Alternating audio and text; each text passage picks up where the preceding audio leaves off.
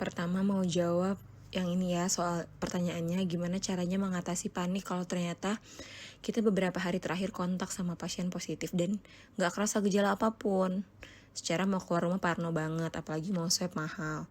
Jadi langkah pertama kita harus memastikan pengertian dari kontak erat ya. Kontak erat itu biasanya ada beberapa bentuk kontak erat. Yang pertama tatap muka atau berdekatan dalam radius 1 meter dalam waktu 15 menit atau lebih sama si orang yang positif COVID. Yang kedua, dia ada sentuhan fisik langsung seperti bersalaman, berpegangan tangan atau berpelukan. Yang ketiga, memberikan perawatan langsung pada pasien COVID-19 tanpa APD standar. Nah, inilah yang dinamakan kontak erat. Jadi kalau misalnya ada kontak erat, itu yang pertama kita langsung aja karantina gitu. Langsung aja karantina. Apalagi kalau sebenarnya sih baiknya tuh tes PCR dulu atau tes antigen ya. Tapi kalau misalnya yang pertama kita bilang dulu kalau misalnya kita mampu tes antigen ya.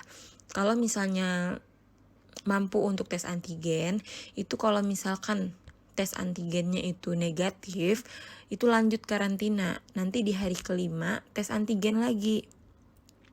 Kalau tes antigen atau PCR yang negatif ya udah karantina selesai, jadi cuma 5 hari aja. Tapi kalau misalnya positif ya berarti isolasi mandiri. Ada lagi tuh ntar ketentuannya. Tapi kalau misalnya tes antigennya ternyata positif, ya udah berarti selanjutnya penanganan ya gitu. Jadi memang kalau misalnya tes lebih baiknya sih tes antigen. Tapi kalau seandainya belum bisa untuk tes antigen atau PCR, gitu aja. Dari pertama kali kontak erat itu kita tunggu 5 hari. Karena apa? Karena masa inkubasinya virus ini, COVID ini rata-rata 4-5 hari.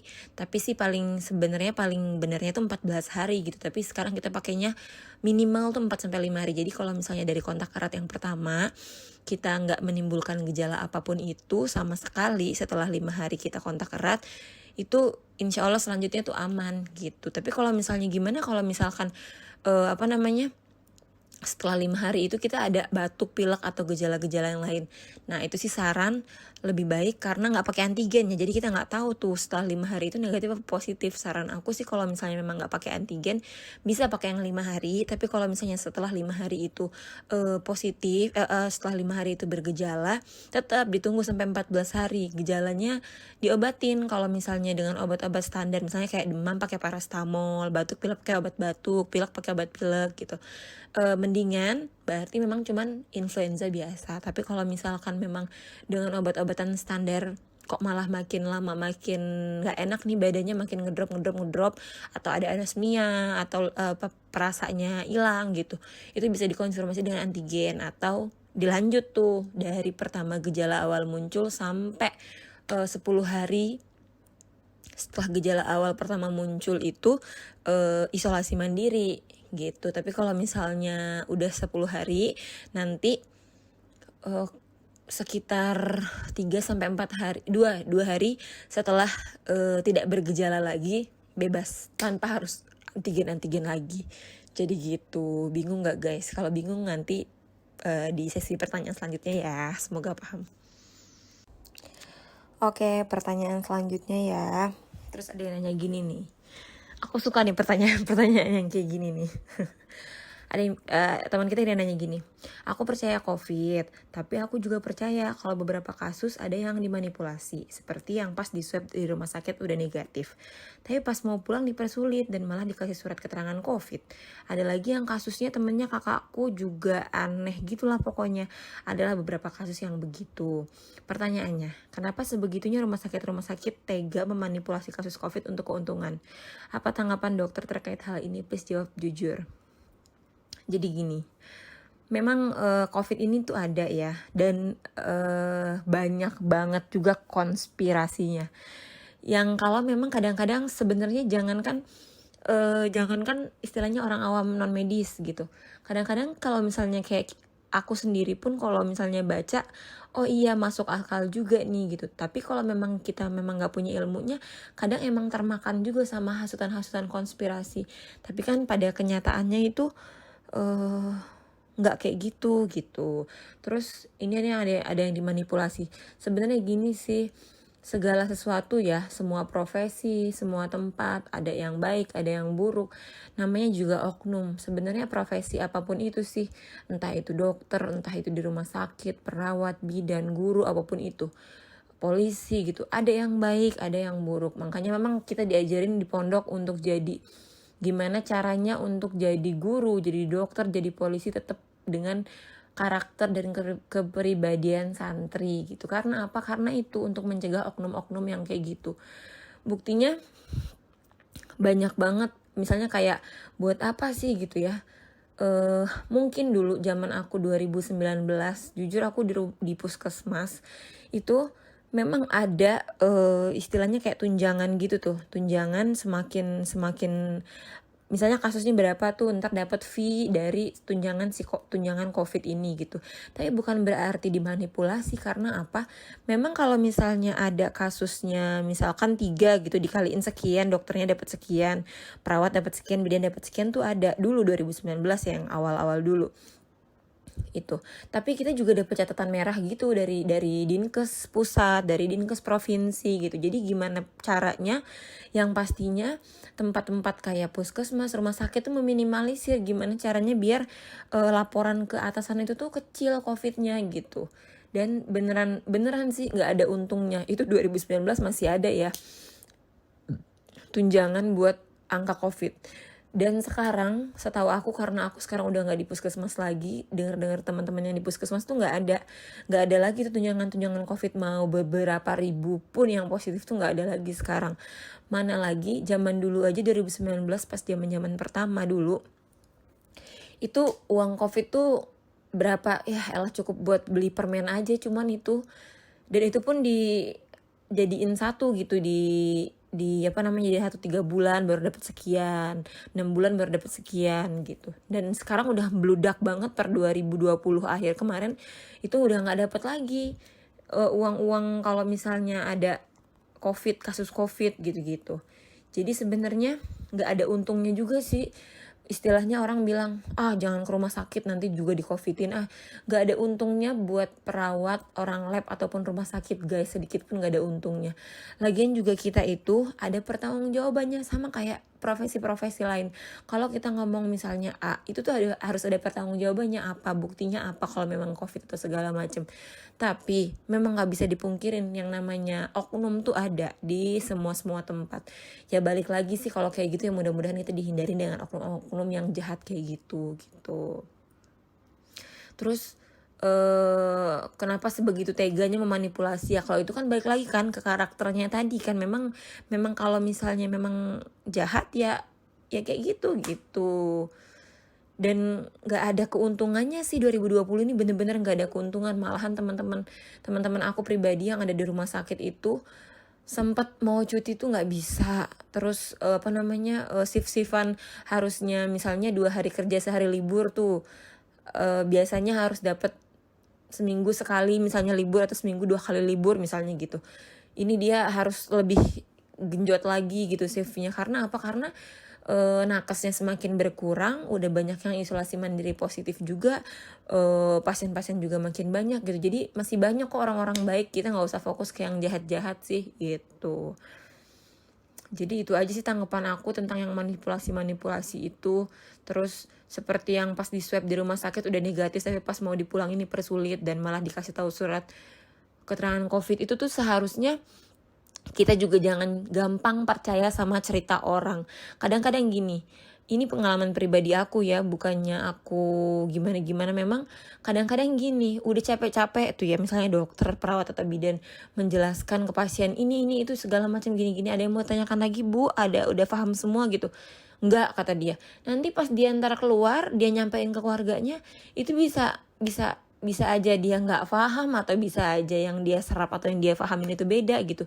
Jadi kadang-kadang emang harus di cross check ulang, jangan gampang percaya. Jadi dengan adanya COVID ini juga jangan gampang percaya dengan info-info yang beredar gitu. Jadi harus di cross check, jangan gampang percaya gitu. Kalau bukan kita sendiri yang ngalamin. Toh kalau kita yang sendiri yang ngalamin, kita harus cross check ulang, gimana nih pemahaman saya gini, bener nggak apa yang saya pahamin nih kayak gini keadaannya dok, sus, bidan gitu. Kalau misalnya memang nggak ngerti pasti ntar bisa diulang, bisa dijelasin lagi gitu. Jadi panjang lebar ya penjelasannya. Oke, gitu aja. Pertanyaan ketiga, jika sudah pernah terpapar COVID, berapa persen kemungkinan terpapar lagi? Kemudian vitamin apa sajakah yang umum dikonsumsi sehari-hari untuk meningkatkan imun tubuh, baik untuk anak-anak ataupun orang dewasa?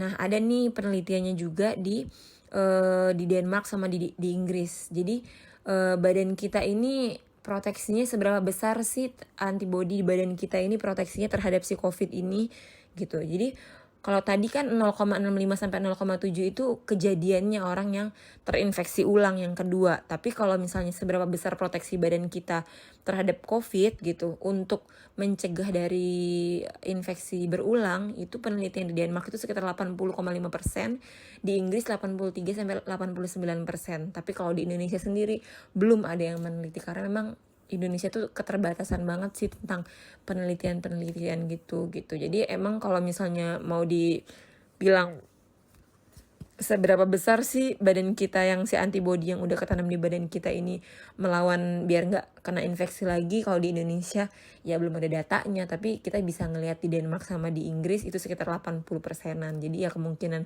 untuk reinfeksi ulang tuh kecil banget, walaupun sebenarnya kalau dijawab ada apa enggak ya ada, tapi kemungkinannya kecil gitu. Sama tadi vitamin apa sajakah yang umum dikonsumsi sehari-hari untuk meningkatkan imun tubuh. Jadi gini sebenarnya basicnya suplemen atau vitamin-vitamin itu asal kita makan makanan setiap hari itu terpenuhi 4 sehat 5 sempurna, ada sayuran, ada buah, ada karbo, ada protein, semua itu sebenarnya udah cukup gitu. Cuman memang karena sekarang biar kita antisipasi aja nih, biar daya tahan tubuhnya lebih bagus lagi gitu kan, itu bisa ditambahin sama vitamin C. Yang umum-umum sih kalau pas zaman pandemi ini paling vitamin C, vitamin D gitu, sama vitamin E. Paling 3 ini aja. Tapi kalau misalnya vitamin E-nya juga agak susah, ya udah vitamin C aja cukup gitu. Tapi untuk orang-orang yang punya sakit asam lambung, baiknya vitamin C diminum setelah makan dan dengan dosis yang udah ditentukan ya, jangan lebih dari 1000 gitu. Kalau yang diminum, kalau yang disuntik mah beda lagi ceritanya. Karena kalau misalnya yang diminum kan vitamin C itu kan asam ascorbat. Jadi kalau misalnya asam, ada orang yang kena asam lambung, minum si asam ini dalam dosis yang terlalu tinggi, ntar bisa memicu terjadinya asam lambung gitu. Kalau untuk anak-anak apa?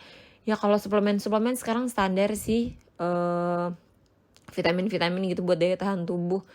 Ya cari aja, biasanya sih kalau misalnya kayak vitamin-vitamin gini dalam satu merek obat gitu ya, satu merek vitamin gitu sudah ada beberapa komponen, termasuk misalnya zinc, misalnya vitamin D, misalnya vitamin C gitu. Tapi kalau misalnya memang punya anak atau kitanya sendiri tipikal yang suka makan sayur, tiap hari juga makannya ada ikan, ada telur, ada segala macem, dan bukan tipe yang mobilitasnya tinggi, di rumah aja standar aja sih, nggak usah pakai vitamin, nggak apa-apa gitu. Jangan langsung panik, wah harus ini belanja vitamin segala macam gitu, karena kebutuhan kita itu bukan di vitamin, kebutuhan kita itu di makan apa yang kita makan sehari-hari.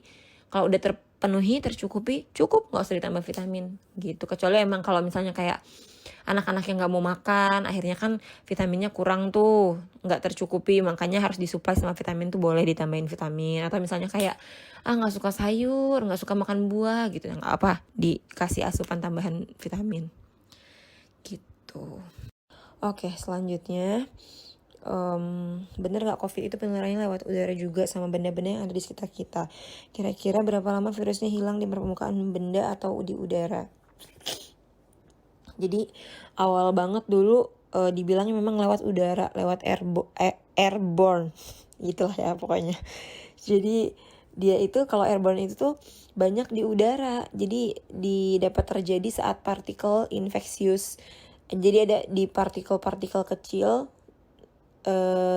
dia ada si virusnya, itu kita hirup, nah itu kita bisa kena gitu. Tapi biasanya dia ini di dalam ruangan gitu, terutama di ruangan yang ada ventilasinya yang buruk, misalnya kayak, jadi kayak lingkupnya tuh lingkup di ruangan gitu, bukan yang di udara bebas gitu. Tapi seiring berkembangnya ilmu sekarang tuh juga katanya aerosol juga gitu, jadi lewat udara bebas, jadi dia bisa lewat lewat benda padat gitu ya. Bisa juga yang partikelnya agak lebih besar sedikit seperti kayak asap debu tuh, jadi bisa juga, jadi si virus ini nempel di asap debunya kita hirup itu bisa kena juga gitu. Nah kalau misalnya dia nempel di benda itu, kalau nggak salah ya, itu sekitar 4-5 jam si virus ini tuh bisa bertahan gitu. Cuman emang itu sih bedanya dari sekian banyak penyebab infeksi, entah itu bakteri, virus, jamur, parasit atau apapun itu, memang sebenarnya virus inilah yang paling lemah, yang paling cepat mati di di udara gitu. Jadi emang sebenarnya jangan terlalu takut, gampang takut gitu sih gitu. Misalnya kayak ada yang pegang sendok gitu, terus kita pegang sendok, dia tipenya nggak kayak gitu. Cuman memang kalau misalnya dikasih tahu, diedukasi sama dokter atau nakes, pasti bilangnya kalau misalnya orang-orang yang COVID, bedain dulu sendoknya, piringnya, biar antisipasi aja. Cuman sebenarnya nggak sebegitunya. Malahan lebih buruk orang-orang yang penularan penyakitnya lewat droplet atau air liur gitu. Misalnya kayak TBC gitu. Nah kalau TBC lewat cipratan ludah, air liur tuh bisa langsung kena. Tapi kalau misalnya memang COVID ini ya nggak mesti lewat droplet, lewat udara-udara juga bisa. Cuman memang dia cuma 4-5 jam aja gitu. Itu pun dengan suhu yang beberapa derajat Celcius gitu pun itu udah bisa mati sih gitu. Jadi nggak akan segampang itu gitu. Apakah efek long COVID bisa sembuh? Karena setelah selesai isoman tanggal 7 bulan 7 2021, batuknya masih ada sampai sekarang. Perlukah minum obat lagi? Karena kemarin pas isoman udah habis itu strip obat batuk. Terima kasih. Oke, sama-sama. Jadi gini, memang banyak juga sih yang udah ngerasa oke gitu ya, badannya udah lumayan fit, keluhannya udah membaik banget nih setelah 10 hari. Cuman batuknya masih ada nih. Nah, biasanya gini, kalau misalnya memang batuknya itu sampai mengganggu banget, lanjutin aja nggak apa-apa. Semua obat dengan keluhan misalkan kayak demam, batuk gitu, nggak apa-apa kalau misalnya dikonsumsinya diminum sekarang, besok enggak gitu-gitu. Jadi pas lagi batuknya kenceng, minum aja obatnya lagi. Jadi patokan kita bukannya satu strip udah selesai gitu. Beda sama konteksnya kalau kita minum antibiotik. Kalau antibiotik kan minimal 3-5 hari minumnya.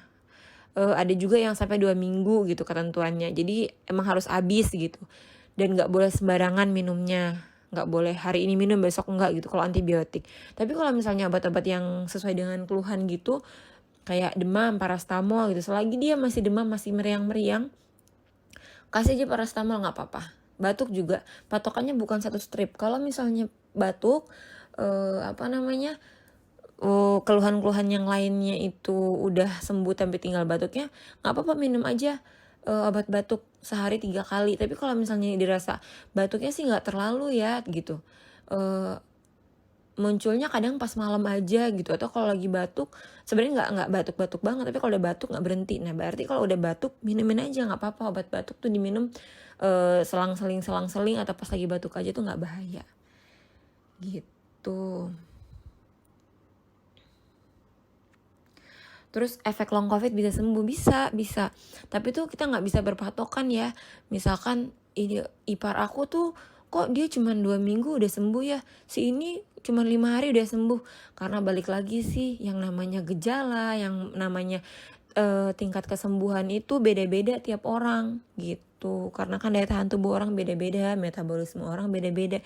Jadi jangan pernah kita samakan suami istri, adik kakak, orang tua, ibu bapak aja kita kadang beda-beda. Walaupun kita dengan makan makanan yang sama, kita makan, tapi proses di badan kita itulah uniknya, beda-beda. Tapi jangan khawatir juga efek long COVID nih, badannya jadi lemas terus, pusing terus, gimana ya. Nggak apa-apa, itu namanya proses. Asal semakin hari itu semakin ada perubahan, walaupun sedikit nggak apa-apa gitu. Tapi kalau misalnya makin lama makin parah batuknya, emang harus dievaluasi, harus diobatin lagi ke dokter gitu.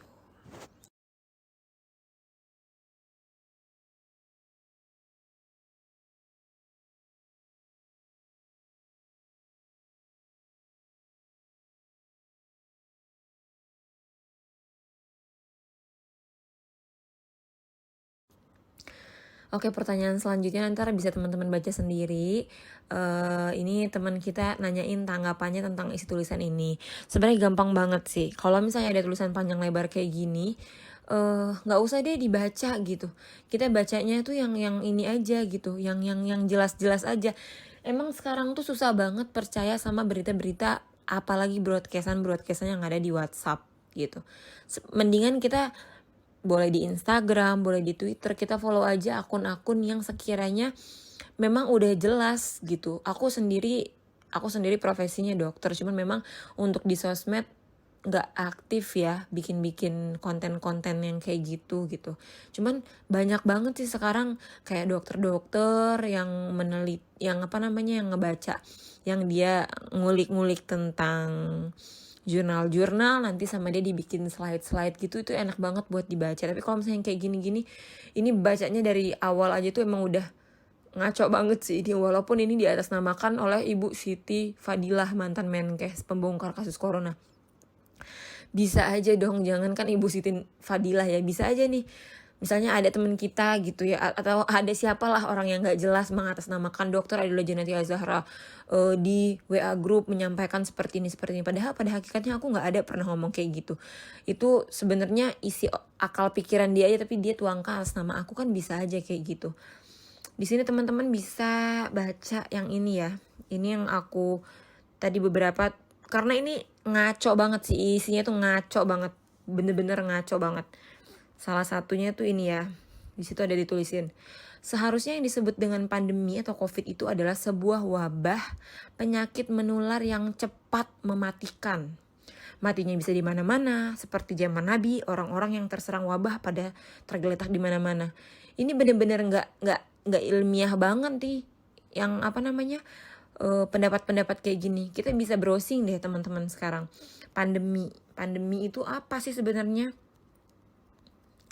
Pandemi sendiri itu adalah epidemi penyakit yang menyebar di wilayah yang luas, misalnya beberapa benua atau di seluruh dunia. Jadi yang namanya pandemi ini tuh ada suatu wabah penyakit gitu ya. Dia kalau misalnya udah sampai beberapa benua yang terkena secara bersamaan atau dalam waktu yang berdekatan, itulah baru bisa kita simpulkan pandemi gitu. Jadi pandemi itu kalau misalnya ada kasus yang udah sampai benua ini kena, negara ini kena, nah itu baru masuk ke dalam kriteria pandemi. Bukan wabah penyakit menular yang cepat mematikan. Ini aja definisi dari pandemi sendiri ini tuh udah salah, dia ngetik nih gitu. Terus matinya bisa di mana-mana seperti zaman Nabi. Nggak ada secara ilmiah aja nggak ada nih, salah total. Terus bilang lagi, logikanya kalau virus corona itu wabah yang cepat membawa kematian, seharusnya orang-orang yang sudah terpapar positif di rumah-rumah mereka itu pada kejang-kejang, sesak napas, dan akhirnya mati di rumah itu juga. Dari mana ceritanya? Dia dapat definisi pandemi itu dari mana? Logikanya kalau virus corona ini logika siapa? Dia nyomot logika siapa? Jadi yang namanya ilmu kedokteran, ilmu kesehatan itu tuh harus evidence based atau harus ada landasan, harus ada literatur ngomongnya itu atas berlandaskan apa. Nggak bisa pakai logika sendiri. Kalaupun memang ada logika, si logika ini harus dites dulu, harus diteliti dulu, dan penelitiannya nggak gampang. Jadi misalnya harus kita teliti dulu. Pertama misalnya kita iniin dulu di hewan misalnya, ntar kita dapat hipotesis apa gitu, baru kita ntar teliti lagi di manusia gimana, dapat hipotesa apa, ntar diuji lagi. Jadi nggak sembarangan logika asal nyomot logika aja gitu. Jadi ini for your information aja dan nice to know gitu ya. Kayak sekarang banyak tiba-tiba muncul pandemi gitu. Nah jadi sebenarnya pandemi ini tuh asal muasalnya dari ilmu di epidemiologi gitu. Tentang epidemiologi ini itu adalah ilmu yang mempelajari tentang pola penyebaran penyakit atau kejadian yang berhubungan dengan kesehatan beserta faktor-faktor yang dapat mempengaruhi kejadian tersebut. Jadi emang dia nih mempelajari tentang penyebaran penyakit gitu. Dan biasanya di epidemiologi ini ada endemi, ada epidemi, dan ada pandemi. Pandemi tadi udah aku jelasin bahwasanya penyebarannya ini di beberapa negara, bahkan benua terjadinya itu ya secara bersamaan atau berdekatan. Nah, yang yang paling familiar sama kita tuh biasanya endemi. Sering nggak teman-teman lihat dengar oh di Papua nih, di Papua ini endemiknya endemik malaria gitu, atau misalnya kayak di Lampung nih endemiknya endemik DBD gitu. Jadi kalau misalnya endemi itu penyakit yang muncul dan menjadi karakteristik di wilayah tertentu, misalnya penyakit malaria. Jadi penyakitnya itu penyebarannya ada di wilayah tertentu aja gitu. Jadi kayak DBD di Lampung, di tempat-tempat yang dekat-dekat pantai gitu, atau malaria adanya di Papua gitu. Jadi penyebarannya itu ada di Papua, ada di si Lampung gitu. Itu endemi. Kalau epidemi itu suatu penyakit yang menyebar dengan cepat di wilayah atau negara tertentu, mulai mempengaruhi populasi penduduk di wilayah atau negara tersebut. Misalkan kayak dulu tuh ada epidemi tentang SARS gitu-gitu. Terus ada virus Ebola juga. Nah itu tuh menyebarnya udah negara, tapi negaranya tertentu gitu. Jadi ada 3 memang endemi itu wilayah tertentu atau daerah tertentu. Kalau epidemi itu di satu negara tertentu, misalnya kayak SARS atau virus Ebola. Tapi kalau pandemi itu di beberapa negara atau benua secara bersamaan gitu guys. Makanya ada si pandemi ini gitu. Jadi biar teman-teman tahu aja gitu ya perbedaannya, jadi biar tambah banyak pengetahuannya. Oke, selanjutnya dalam keadaan terpapar COVID, sebenarnya tubuh membutuhkan jenis vitamin atau obat seperti apa? Apakah penggunaan paracetamol aman setiap hari jika demam naik turun selama 2 minggu? Jadi gini guys, kalau misalnya yang tadi udah ini berhubungan ya sama yang tadi gitu. Kalau misalnya dirasa memang sudah setelah terpapar dengan kontak erat pada hari kelima muncul gejala, dan pada saat bergejala itu entah itu gejalanya batuk, pilek, sesak napas atau apapun itu, setelah diobati dengan obat-obat tertentu nggak ada perubahan, dan kita juga keterbatasan biaya untuk antigen, ya langsung aja isolasi mandiri gitu. Cuman kalau misalnya kayak gini gimana nih, naik turun selama 2 minggu aman nggak paracetamol? Ini balik lagi juga yang aku bilang tadi, kayak paracetamol, obat batuk diminum dalam jangka waktu yang agak lama tuh nggak apa-apa gitu. Tapi kalau misalkan memang demam 2 minggu gitu, nggak turun-turun, harus dievaluasi nih gitu. Kita harus cari penyebabnya, kok tambah lama tambah nggak ada perubahan, berarti ada masalah. Harus ada yang ditambahkan harus ada ditambahkan terapi-terapinya apa aja nih yang harus ditambahin dari hari ke hari evaluasinya gitu. Terus dalam keadaan terpapar COVID sebenarnya tubuh membutuhkan jenis vitamin atau obat seperti apa? Beda ya. Kalau obat itu untuk menyembuhkan gejala yang muncul, gejala atau keluhan yang muncul.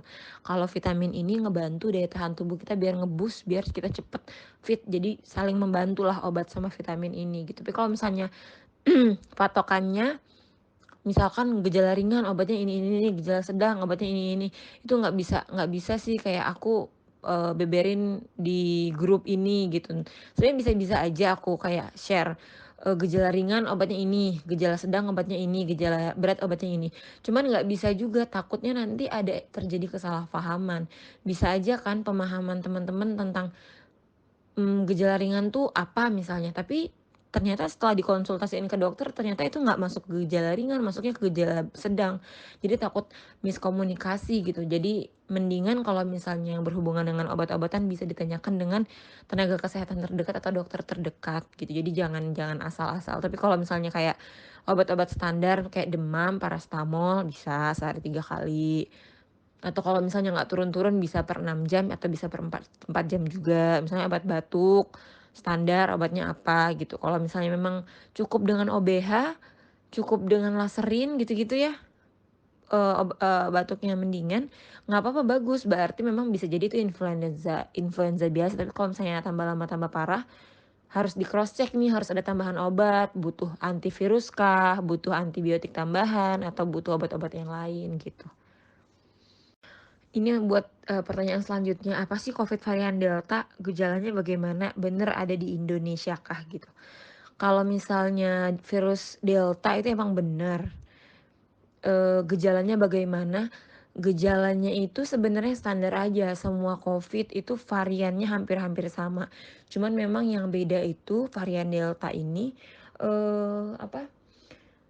infeksiusnya, cara dia menularkan itu lebih cepet gitu. Makanya sempat aja ada lonjakan yang dahsyat ini kemarin ya, mungkin salah satunya karena virus Delta itu gitu. Sebenarnya kalau gejala sih standar-standar aja, kayak masih batuk, pilek, sesak, anosmia, hilang penciuman, hilang perasa gitu-gitu, pusing, standar-standar aja.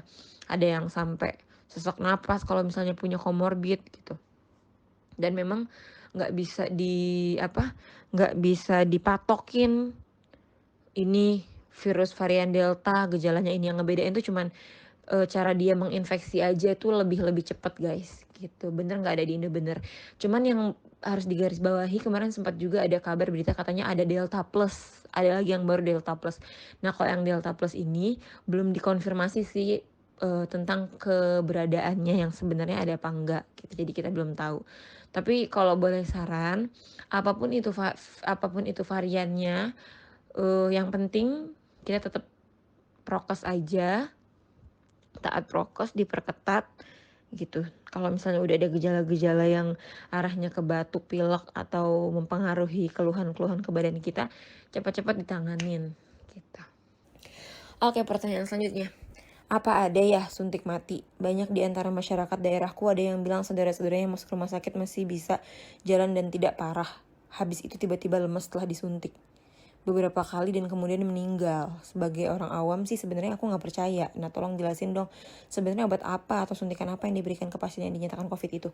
Sebenarnya gini guys, biasanya obat-obat yang disuntikin di rumah sakit itu, obat-obat suntik ya. Yang pertama orang-orang COVID. Biasanya orang-orang COVID itu ada infeksi tambahan. Yang pertama kan COVID itu infeksinya virus. Virus itu nggak usah pakai antibiotik. Biasanya dia bisa sembuh sendiri, kayak virus influenza itu bisa sembuh sendiri tanpa ada minum antivirus. Cuman memang beberapa penelitian mengatakan bahwasanya bisa efektif dengan antivirus. Tapi antivirus untuk saat ini belum belum banyak juga sih penelitian yang bilang efektif. Cuman masih bisa diusahakan, ikhtiar nakes lah gitu. Nah biasanya ini obat-obat remdesivir tuh antivirus yang disuntik. Yang kedua bisa jadi dia ada infeksi sekunder, infeksi bakteri, bisa jadi juga antibiotik yang disuntikin. Atau sekarang tuh ada juga yang namanya sekretom, terus gamaras, terus apa lagi ya, Actemra gitu, obat-obatan untuk si COVID itu gitu. Jadi nggak ada tuh istilahnya, wah orang ini mati nih habis disuntikin suntikan ini. Nggak ada guys, suntik mati biar orang cepat mati tuh nggak ada. Itu tuh pemahaman yang melenceng aja sih menurut aku, yang salah aja gitu. Jadi kayak saudara masuk rumah sakit masih bisa jalan dan tidak parah, habis itu tiba-tiba lemas setelah disuntik. Ya memang kita harus paham, kadang-kadang memang kayak orang-orang awam gitu nggak ngerti nih, dia ngerasa dengan bisa jalan tuh masih oke, padahal sebenarnya di dalam tuh udah ada badai sitokin, udah ada banyak proses-proses yang udah parah gitu, tinggal nunggu dropnya aja. Pas kebetulan setelah disuntikin malahan tambah buruk keadaannya. Jadi nggak ada tuh yang namanya habis disuntikin jadi suntik mati, jadi ini nih, enggak. Kecuali kalau misalnya yang bersangkutan memang ada reaksi alergi dengan obat yang disuntikin. Tapi biasanya sih kalau di rumah sakit, teman-teman yang pernah dirawat mungkin tahu ya, kalau misalnya mau disuntikin obat suntik gitu, itu tapi nggak semua obat suntik sih, itu obat-obat tertentu aja. Itu biasanya kita cek reaksi alergi dulu dengan disuntikin kecil banget di telapak di seluruh sama nadi kita itu ke atas dikit, sekitar 5 jari ke atas dikit, terus disuntikin kecil banget. Nah itu buat tahu reaksi alergi, ntar dibuletin gitu. Kalau ada merah-merah gatal-gatal biasanya obatnya nggak jadi dimasukin, tapi kalau misalnya aman-aman aja berarti obatnya dimasukin. Biasanya itu mau nyuntikin antibiotik atau obat-obat kayak antivirus kayak gitu juga gitu. Tapi kalau misalnya kayak obat mual, muntah itu enggak sih, langsung disuntikin aja karena memang jarang-jarang ada reaksi alergi gitu. Jadi pernyataannya boleh dibilang salah ya tentang suntik mati gitu. Tapi sebenarnya kalau misalnya di ilmu kedokteran sendiri ada tuh namanya eutanasia. Jadi eutanasia itu emang suntik, kayak apa ya, eutanasia itu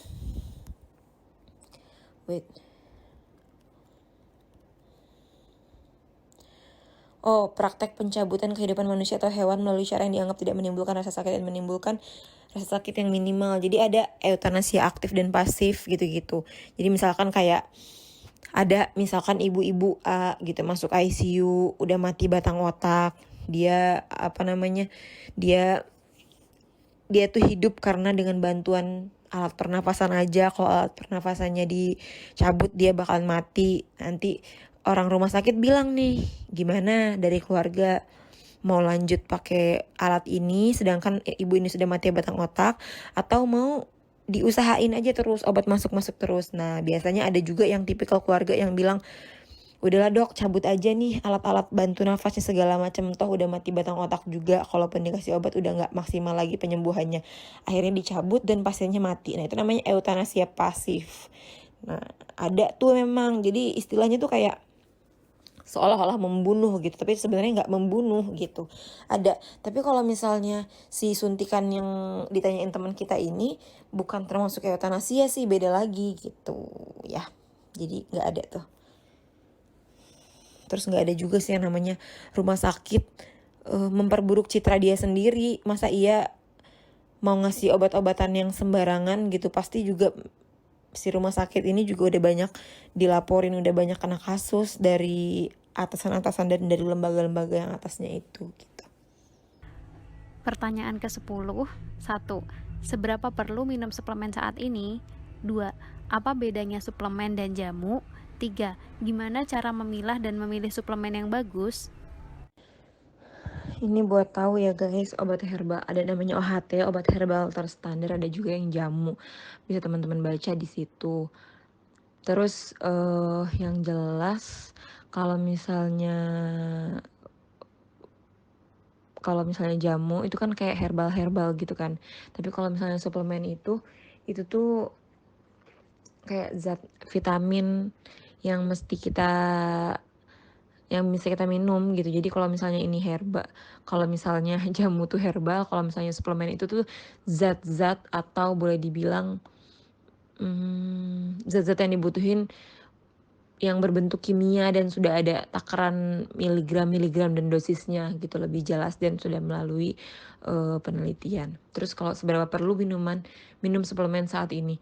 Kalau saat ini sih balik lagi yang aku bilang tadi, selagi kita masih bisa makan enak, terus juga makan kita kayak tahu, tempe, telur, protein, karbohidrat, buah-buahan, sayur-sayuran tercukupi, terpenuhi, sebenarnya nggak butuh-butuh banget sih suplemen gitu. Suplemen itu tuh bukan yang menjadi patokan utama gitu. Jadi patokan utama tuh apa yang kita makan sehari-hari sama olahraga, sama pola makan, pola hidup itu aja gitu. Cuman kalau misalnya balik lagi yang aku bilang tadi, kalau misalnya mobilitasnya tinggi atau paparan sama orang-orang yang curiga-curiga COVID-nya tinggi, ya alangkah baiknya lebih ditambahkan dengan suplemen.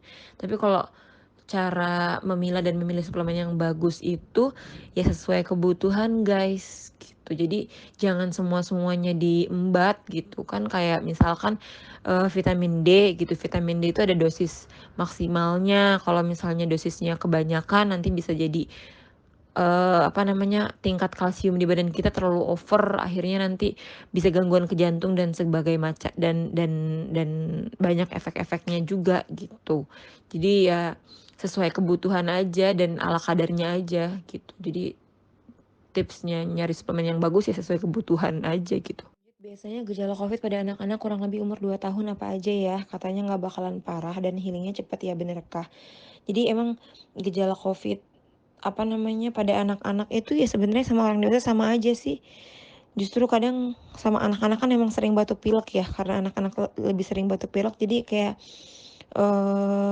susah aja ngebedain antara si anak ini bener-bener selesma atau dia ini lagi infeksi saluran pernafasan atau dia memang bener-bener COVID gitu.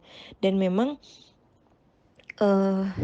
banyak informasinya bahwasanya kalau misalnya gejala di anak-anak ini lebih lebih lebih nggak parah gitu, lebih ringan daripada orang-orang dewasa gitu. Cuman aku minim literatur banget sih tentang yang kejadian di anak-anak ini gitu. Jadi maaf ya guys, nggak bisa banyak kasih insight atau kasih pandangan gitu. Nggak bakal parah atau healingnya cepat. Memang laporannya sih memang yang anak-anak ini umumnya yang di bawah 14 tahun ya, yang di bawah 10 atau 14 tahun tuh memang yang dilaporkan memang lebih sedikit daripada yang orang dewasa dan juga 40 tahun ke atas dengan komorbid gitu. Bisa jadi memang karena anak-anak ini paparan polusinya lebih dikit, makanannya masih terjaga gitu. Jadi nggak se-complicated orang-orang dewasa gitu. Gitu aja ya. Oke, next. Kalau udah vaksin dosis pertama dan sembari nunggu dosis kedua kita positif COVID, apakah vaksin dosis pertamanya batal dan harus diulang atau hanya memundurkan jadwal dosisnya aja? Jadi gini, kalau misalnya udah, misalkan ada si A, dia vaksin dosis pertama, terus dia vaksinnya Sinovac kan. Kalau Sinovac kan awalnya dulu 14 hari sih katanya ke vaksin yang kedua, dosis kedua. Tapi yang paling baru ini dari vaksin yang pertama ke vaksin yang kedua itu jaraknya 28 hari. Jadi selama nunggu 28 hari ini gimana kalau misalnya si A itu ibu ini, misalnya ibu-ibu ya, ibu-ibu ini nih terinfeksi COVID gitu. Nggak apa-apa, tunggu aja. Misalnya dia terinfeksi, dia vaksin di tanggal 1 bulan 1 nih gitu. Udah, harusnya kan tanggal 28 bulan 1 dia vaksin yang kedua. Tapi ternyata dia tanggal 20 belum sempet dia vaksin kedua, dia kena COVID gitu. Jadi dia terkonfirmasi COVID ini boleh dilakukan vaksin untuk yang selanjutnya yang kedua 3 bulan setelah dia terinfeksi COVID. Jadi nanti 3 bulan setelah tanggal 20 dia terinfeksi itu boleh dilanjutin aja. Jadi nggak ada pembatalan dari dosis yang pertama gitu. Kemarin sempat ada juga informasi bahwasanya kalau misalnya udah vaksin pertama terus kena COVID itu batal, harus ulang dari pertama lagi. Tapi ternyata info yang paling baru itu sekarang bisa dilanjutin aja dengan vaksin yang kedua bisa dilakukan 3 bulan setelah terinfeksi si COVID itu. Oke lanjut, katanya vitamin D sangat berpengaruh buat jaga stamina di kala pandemi. Apa bedanya vitamin D, D2, D3, dan lain-lain. Jadi salah satunya juga ternyata vitamin D itu bisa memang benar meningkatkan daya tahan tubuh. Cuman kalau untuk bedanya D2, D3, dan vitamin D itu sebenarnya itu saling berhubungan aja. Beda tuh kayak misalkan kayak vitamin B ya. B1, B2, B6, B12 itu fungsinya beda-beda. Tapi kalau misalnya untuk vitamin D, D2, D3 itu dia satu kesatuan, saling berhubungan aja gitu.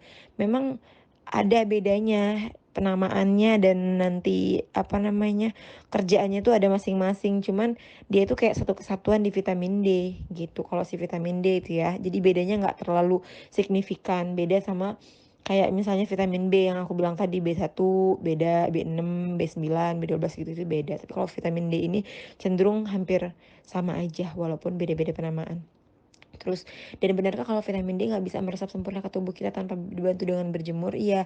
Jadi sebenarnya vitamin D ini tanpa kita asup dengan suplemen pun udah ada di badan kita. Badan kita ini udah menghasilkan vitamin D, tapi vitamin D ini tidak bisa bekerja secara sempurna tanpa bantuan secara maksimal gitu, tanpa bantuan si sinar matahari. Jadi sinar matahari ini tuh kayak apa ya istilahnya, kayak klorofil ya dulu. Kalau tanaman itu kan bisa zat hijau daun begitulah pokoknya, bisa efektif gitulah ya. Manfaatnya bisa maksimal dengan bantuan cahaya matahari gitu. Tapi kalau misalnya nggak pakai cahaya matahari dia nggak bisa dong. Dia bisa, cuman dia nggak efektif aja, nggak maksimal aja gitu manfaatnya gitu. Lalu berapakah takaran vitamin D yang boleh dikonsumsi setiap hari? Aku kalau nggak salah itu sekitar yang amannya 700 sampai 800 international unit ya, IU international unit. International unit atau 700 sampai 800 mikrogram ya kalau nggak salah. Jadi maksimal itu normalnya segitu, tapi bisa juga maksimal sekitar 1000 international unit atau 1000 mikrogram gitu. Nah ini yang aku bilang tadi, karena vitamin D itu harus teman-teman juga harus browsing aja gitu ya, dosis maksimalnya berapa gitu pemberiannya.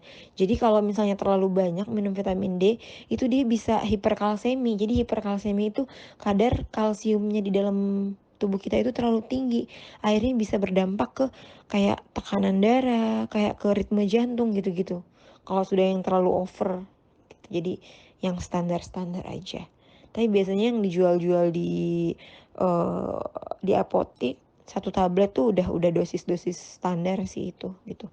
Ya kecuali kalau misalnya kan kalau vitamin kan memang minumnya sehari sekali atau sehari 2 kali lah gitu, atau sehari 3 kali paling banyak. Ya disesuaiin aja, jangan sampai kayak, wah lagi butuh banget nih imun biar ngeiniin badan bagus sehari sekali minum 5 tablet gitu, itu kan juga nggak boleh kan, gitu. Jadi disesuaiin aja. Oke, selanjutnya. Aku nggak kontra sama vaksin COVID, tapi cuman nggak mau aja vaksin gitu. Ya kenapa nggak mau? Sesederhana itu alasan aku nggak mau vaksin aja udah tanpa alasan AIU. BTW aku pernah COVID bulan Mei dan dinyatakan negatif awal Juni. Alhamdulillah. Sebenarnya harus tahu dulu sih ya, nggak mau vaksin gitu. Ya alasannya apa dulu yang nggak mau vaksin gitu. Padahal sebenarnya dengan kita vaksin itu kita ngejaga orang-orang sekitar kita loh gitu. Kenapa kok gitu? Gitu. Padahal kan aku nggak kemana-mana. Ya iya, karena kalau misalnya sudah vaksin, memang orang yang setelah vaksin itu tidak akan kebal dengan COVID. Tetap dia bisa COVID, tapi setidaknya ada pencegahan.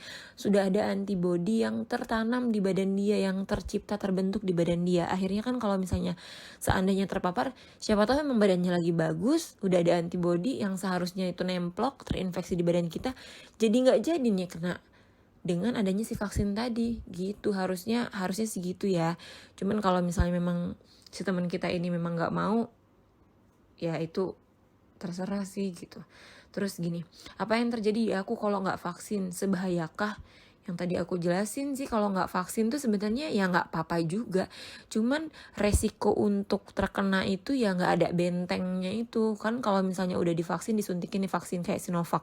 Sinovac itu kan virus yang sudah dimatikan, udah mati ini, udah inaktif gitu. Jadi pas dia dimasukin ke badan kita mengenali, akhirnya pas ada perkenalan itu akhirnya setelah beberapa saat terciptalah antibodi, atau antibodi ini yang jadi tentara lah istilahnya di badan kita. Suatu saat pas kalau sewaktu-waktu si ada virus COVID di nemplok di badan kita, si antibodi COVID ini tadi udah kenal, oh si COVID nih, dilawan lah sama dia.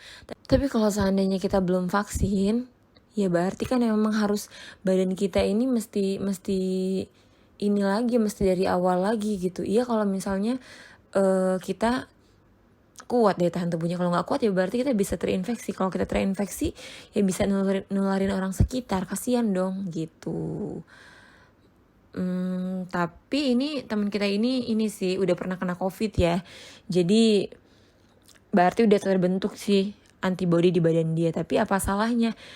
Udah terbentuk antibodi ditambah lagi vaksin, jadinya kan bisa double protection. Walaupun sebenarnya emang bener juga yang tadi dibilang, dengan adanya vaksin ini, dengan orang tersebut sudah vaksin, nggak menutup kemungkinan juga dia nggak akan kena. Dia bisa aja kena, tapi setidaknya kalau misalnya dia kena, gejalanya tuh nggak bakalan parah banget. Itu udah ada penelitiannya banget sih, ngebuktiin hasil ronsen orang yang terinfeksi COVID, paru-parunya orang yang terinfeksi COVID yang sudah vaksin sama yang belum vaksin gitu. Jadi sedikit banyak yang dengan vaksin tersebut membantu untuk mengurangi tingkat keparahan dari gejala yang muncul pada pasien-pasien COVID gitu. Kalaupun kena lagi, nauzubillah, aku harus gimana tanpa vaksin?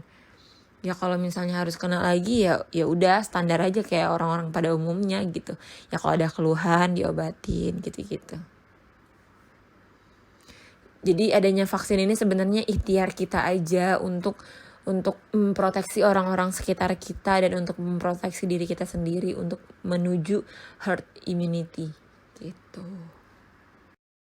Bagaimana menyikapi orang yang ada gejala COVID tapi nggak mau isoman dan akhirnya menularkan ke yang lain? Itu menyikapinya gimana ya? Tembak mati aja. Itu nyebelin banget sih, itu urusan dia sama yang maha kuasa ya nggak sih, itu namanya zolim. Dia mencelakai orang lain sih itu harus diruqyah. Atau ya kalau kita nggak bisa ngapa-ngapain, nggak bisa ini, ya udah doain aja ya guys. Apalagi yang bisa kita lakukan kalau emang dianya nggak mau isoman, berarti kan dia egois ya nggak. Kita doain aja semoga dia mendapat petunjuk dari yang maha kuasa, amin. Ini namanya pertanyaan bonus. Apa benar kalau nggak bisa nyium belum tentu covid? Bisa jadi karena cuman dianggap temen.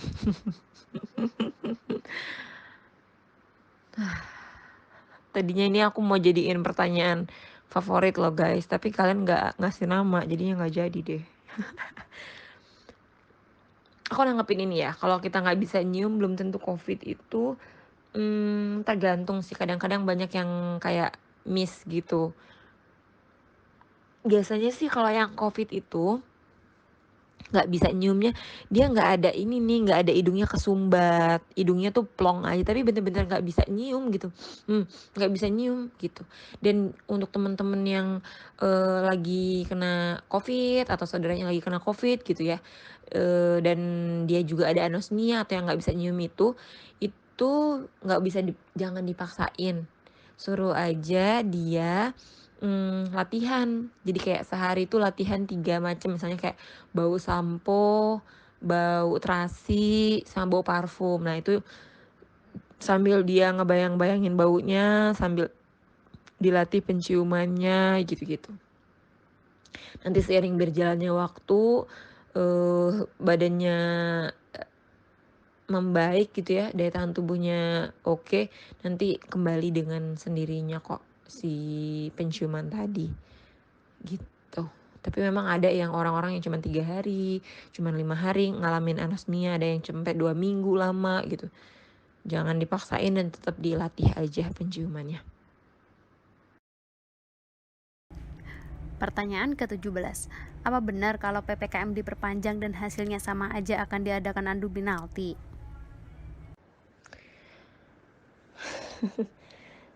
Tapi aku menyikapi PPKM ini ya, PPKM ini sebenarnya aktif nggak sih?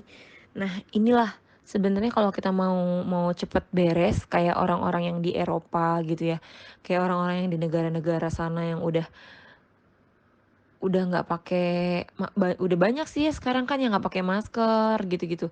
Udah enak karena apa coba guys? Karena tingkat vaksinasi mereka itu udah tinggi banget. Kemarin tuh aku lupa sih, kemarin tuh capture pernah baca juga, ada yang nge-share gitu loh.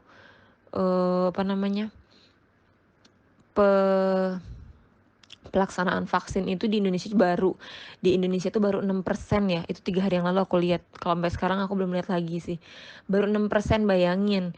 Sedangkan negara-negara yang udah maju itu 86%, 87, udah 80% ke atas semua. Jadi ya wajar mereka udah nggak PPKM lagi, udah nggak lockdown lagi. Sedangkan pemerintah kita apa coba, bisanya PPKM level 1, level 2. Sebenarnya kalau misalnya mau kayak pemerintah tuh bisa aja mereka lockdown, tapi kenapa mereka nggak lockdown? Karena mereka nggak mau juga bertanggung jawab memberikan sandang pangan segala macem kan kalau judulnya lockdown kan harus dikasih fasilitas kayak gitu, sedangkan bansos aja udah nggak karu-karuan kemana ininya, asal dananya udah kemana, di korupsi gitu. Nah aku juga kadang-kadang yang kayak PPKM ini kasihan orang-orang yang ini sih, kayak kalau misalnya iya kerja, kalau PNS mau angin puting beliung juga tetap gajian, tapi kalau misalnya kayak orang-orang yang kerja per hari mesti keluar, kalau nggak kerja dia nggak dapat uang, kan kasihan juga kan gitu. Itu harusnya pemerintah juga mikirin, harus kayak lockdown, bener-bener lockdown gitu. Toh kayak suami aku juga kerja di bandara ya, itu masih ada aja tuh yang flight dari luar negeri masih bolak-balik. Memang pemerintah kita aja yang nggak apa ya, ketentuannya itu nggak, kebijakannya nggak jelas gitu. Jadi wajar kalau di lapangan masih simpang siur gini, masih banyak kasusnya. Oke, next. Masa inkubasi virus itu kan sekitar 5-7 atau 8 hari ya. Baru setelah itu tes COVID bila perlu. Pada beberapa kasus pasien COVID merasa nggak enak badan banget pas 5-7 hari pertama, baru setelah tidak itu anosmia jika tidak. Gejala yang dirasakan makin berat di hari baru tes dan ternyata positif. Nah, pas masa inkubasi ini apakah virus bisa menularkan? Apakah berarti kita benar-benar harus hati sama orang yang udah ada gejala sakit dengan satu atau beberapa kategori umum? Emang gitu, benar. Saya balik lagi sih ke yang si batuk yang pertama ya, balik lagi ke ya, orang yang bersangkutan yang batuk pilek ini ada kontak erat nggak dia? Ada pernah kontak dengan orang yang positif COVID atau enggak gitu. Tapi kalau misalnya iya, harus hati-hati banget sama orang yang lagi batuk pilek. Tapi kalau misalnya memang dia belum pernah kontak, ya tetap harus hati-hati juga karena kan kita nggak tahu. Siapa tahu dia kontak tapi dia nggak sadar gitu. Terus gini, biasanya infeksius itu maksudnya lagi menularnya nih, virus ini menularnya itu di hari pertama sampai hari kelima setelah munculnya gejala gitu. Hari pertama sampai kelima atau seminggu pertama di gejala COVID itu. Gitu, itu menularnya. Tapi kalau misalnya udah lewat dari 5 hari atau lewat dari 7 hari itu biasanya udah nggak infeksius lagi walaupun gejalanya masih ada. Jadi yang harus digarisbawahi itu sih pas masa-masa infeksius itu memang dianya harus nggak boleh kemana-mana banget karena dia bisa menularkan banget. Itu virus lagi banyak-banyaknya, lagi bereplikasi banget di badannya, makanya dia harus prokes ketat banget sama isolasi mandiri dulu gitu. Tapi isolasi masa inkubasi itu ini ya, yang aku bilang tadi ya, biasanya rata-rata 5 hari dan bisa sampai 14 hari. Tapi di masa inkubasi itu nggak infeksius, dia nggak menularin banget, kecuali kalau misalnya di masa inkubasi itu dia kena di hari ke-8 masa inkubasi, dia kena gejala pertama. Nah, dari hari gejala pertama sampai gejala hari ke-7 itu dia infeksius banget gitu. Oke, next. Kenapa bulan April Mei lalu vaksin gak boleh dibolehkan untuk ibu hamil, tapi sekarang kabarnya udah boleh. Terus Mei ke Juli kan baru 2 bulan, kenapa secepat itu berubahnya? Apa bedanya vaksin Mei lalu dan sekarang? Oh gini, jadi memang itu dia tadi sih, karena ini kasusnya tuh baru, jadi minim banget orang yang mengadakan penelitian. Tapi setelah diteliti, setelah banyak yang update, banyak yang ilmu-ilmu berkembang yang dipelajarin sama ilmuwan sama orang-orang yang lebih paham, itu ternyata aman buat ibu hamil dan menyusui. Tapi balik lagi sih, biasanya kalau misalnya aku pribadi, kalau misalnya lagi screening ibu-ibu hamil, kalau misalnya mereka mau vaksin, itu balik lagi ke dokter spesialis kandungan yang megang si ibu hamil itu. Coba konsultasikan dulu ke dokter SPOG-nya, dok, saya ini mau melakukan vaksin, kira-kira ada kontraindikasi nggak untuk kondisi janin saya dan saya sendiri? Kalau kata dokternya ACC, iya kamu boleh vaksin aja nggak apa-apa. Tapi kalau misalnya katanya jangan dulu, ya jangan gitu.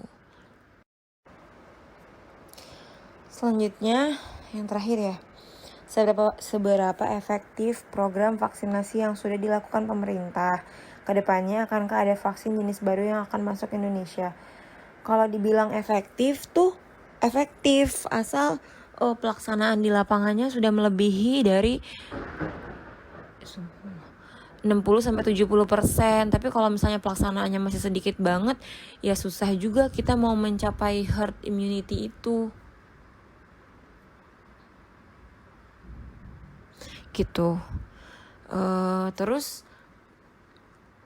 kedepannya akankah ada vaksin jenis baru yang akan masuk ke Indonesia?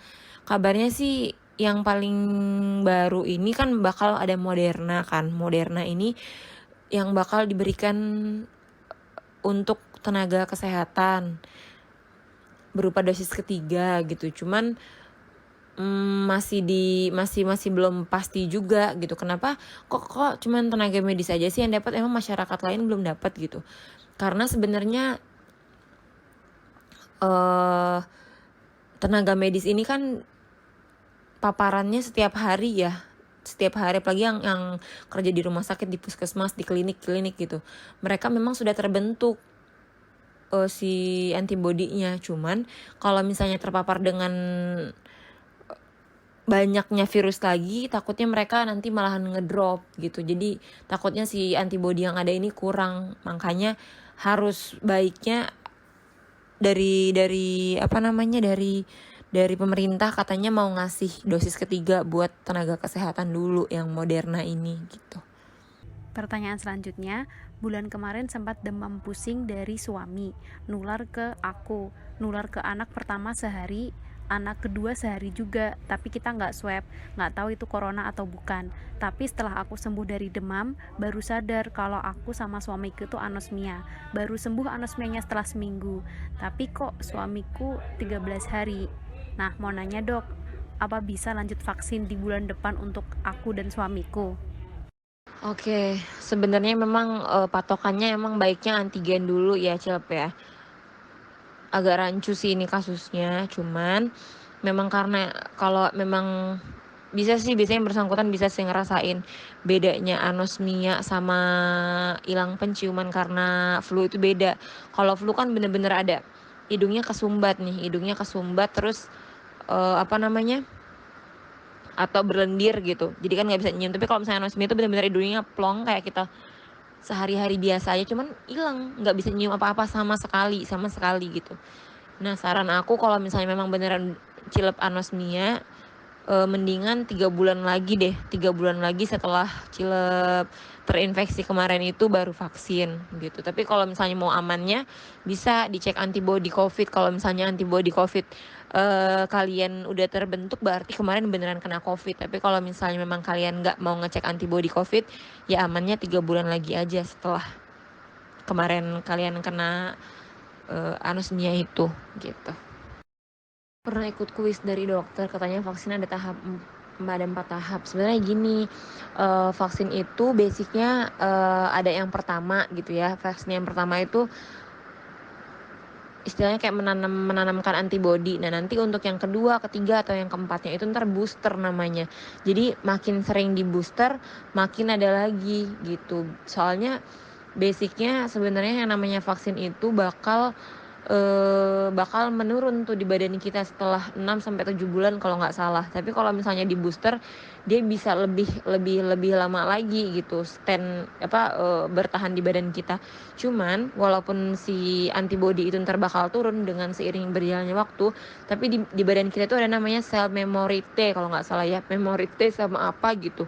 Jadi dia tetap kenal juga sama si virus yang tujuannya dari vaksin itu gitu. Misalnya kayak kita dulu vaksin DPT berapa kali gitu, vaksin campak aja kalau nggak salah tuh 2 kali ya, yang pertama sama yang booster gitu.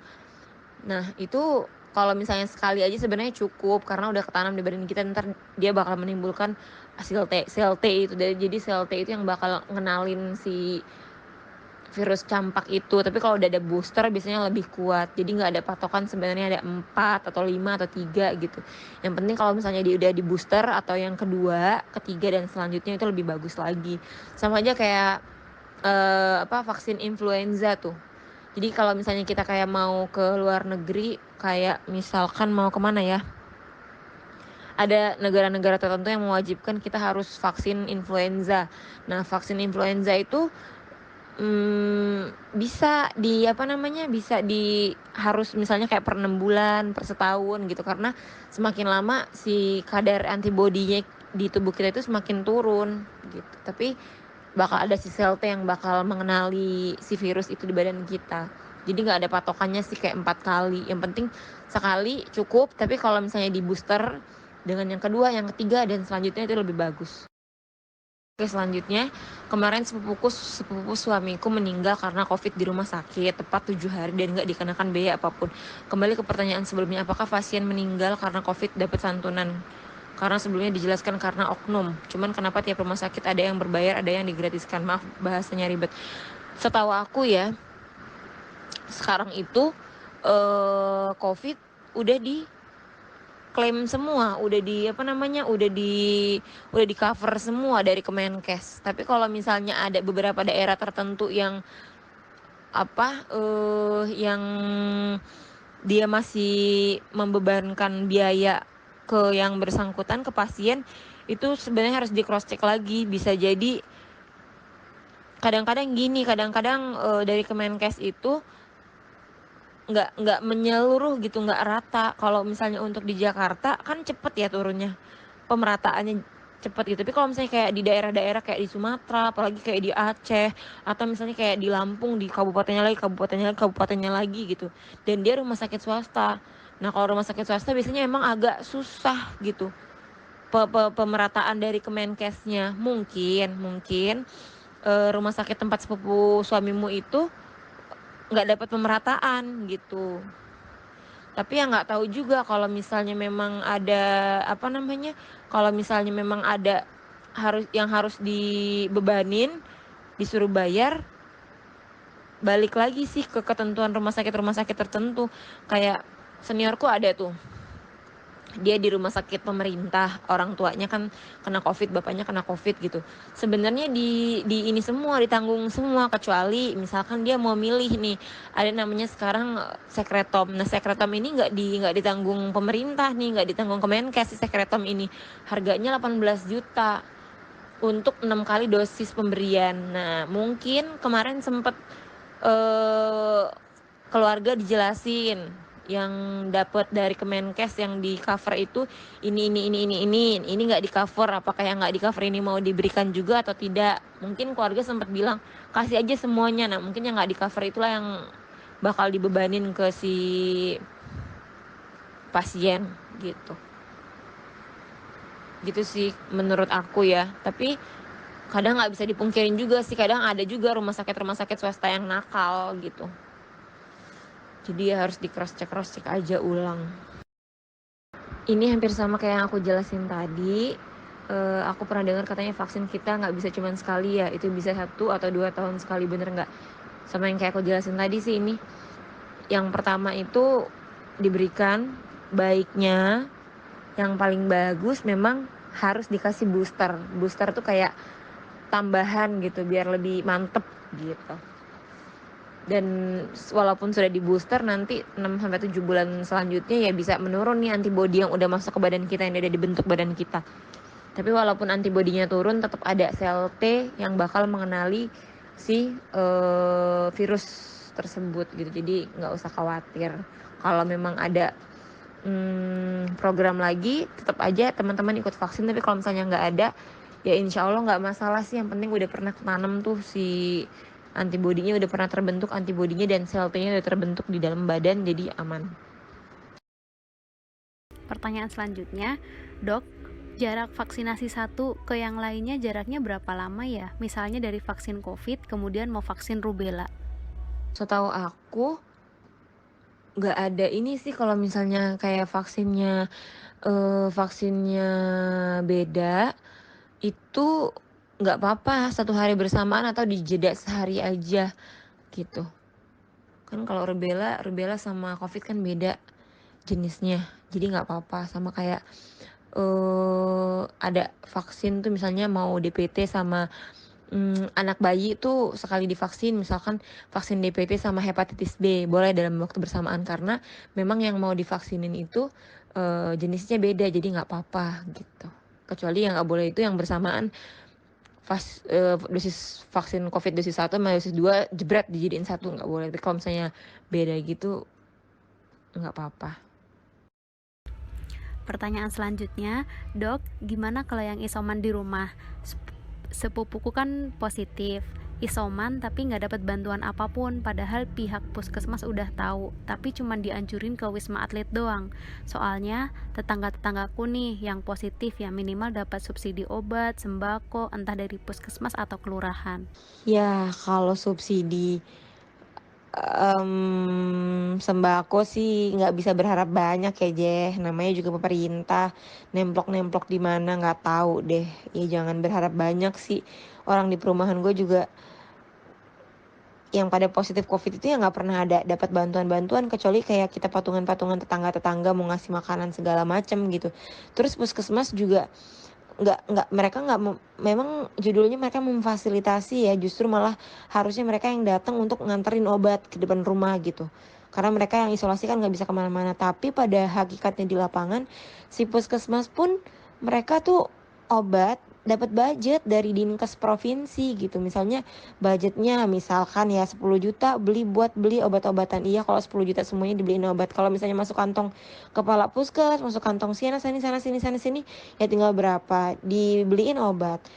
Pas dibeliin obat ini ya kayak di masyarakat juga kadang-kadang kan masyarakat itu banyak yang kena. Jadi apa namanya, yang di lapangan sama yang di atasnya juga nggak sinkron gitu. Jadi ya memang kalau misalnya memang nggak difasilitasin sama pemerintah, sama puskesmas, nggak dapat sembako segala macem, harusnya sih orang terdekat, keluarganya, tetangganya yang ngebantuin untuk beliin obat sesuai dengan gejala yang ada, dan juga suplemen-suplemen, atau kayak sekarang kan udah banyak tuh aplikasi-aplikasi Halodoc atau segala macam yang gratis-gratis, dia bisa konsultasiin semuanya gratis. Nanti resepnya bisa minta beliin Gojek, minta beliin Gojek untuk beli obatnya, atau minta beliin tetangga atau gimana lah gitu. Emang kita nggak bisa mengharapkan pemerintah sih gitu. Gue kalau udah ngomongin yang kayak politik pemerintah gitu, pusing. Pertanyaan terakhir, Dok, kan alurnya setelah vaksin tubuh merespon lalu muncul antibodi gitu ya. Tapi ada nggak sih kasus tubuh gagal membuat antibodi gitu sehingga malah ngebuat vaksin ini jadi bumerang gitu buat tubuh kita. Jadi malah menumbuhkan benalu yang menetap.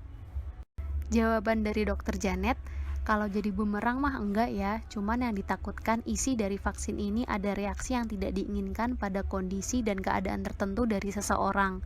Misal nih, ada riwayat pengentalan darah dan lagi mengkonsumsi obat buat mencegah pengentalan darah. Nah, biasanya disarankan untuk tidak pakai vaksin AstraZeneca karena menurut beberapa jurnal, si AstraZeneca ini beraksi pada sistem pengentalan darah.